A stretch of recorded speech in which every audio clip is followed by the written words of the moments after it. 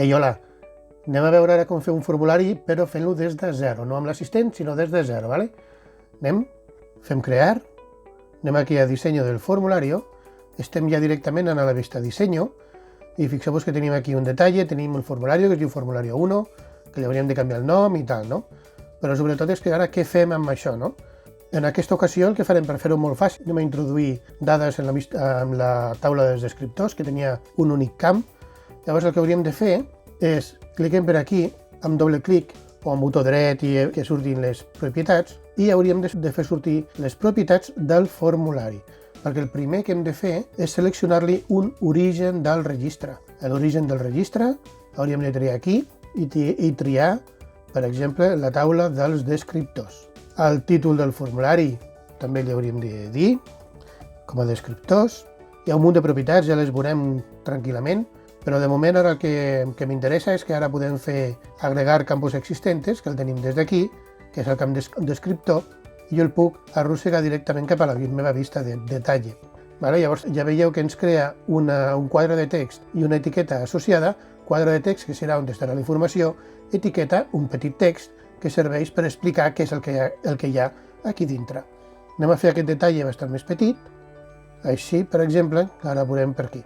Podem fer així, fixeu-vos que jo ja puc tancar aquí. Si jo me'n vaig a la vista formulario, ja tenim el primer dels escriptors, que era un conte. Tenim l'èpica, tenim la novel·la, tenim la poesia, tot això ho maneguem des d'aquí baix. Llavors, una cosa que podríem fer, per exemple, com que hi ha molt poqueta informació, seria que sortissin tots els descriptors.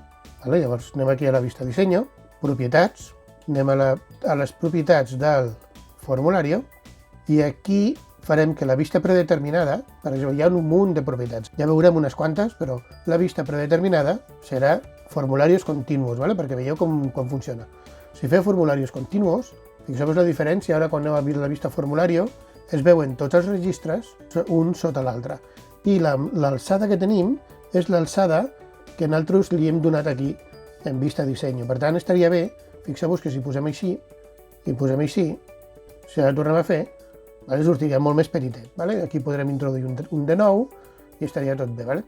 A partir d'aquí podríem arreglar diferents coses, podríem crear registres nous, podríem veure algunes propietats, però en principi ja està. Això és el que volia. A partir d'aquí l'hauríem de tancar. Fixeu-vos que si el tanquem, li diem que sí que volem guardar els canvis. Com que teníem el títol d'abans, els descriptors, li donem a acceptar i ja el tenim. Descriptors, doble clic i ja surt així, surt una mica com el que teníem abans. Així.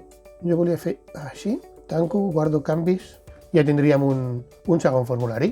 Ja està, només volia ensenyar-vos això, com es comença un formulari de zero, com se li afegeix un origen de les dades, i a partir d'aquí ja podem treballar, igual que si fos amb el formulari anterior, que havia estat fet amb un assistent, no hi ha cap diferència d'un a l'altre. Vinga, adeu!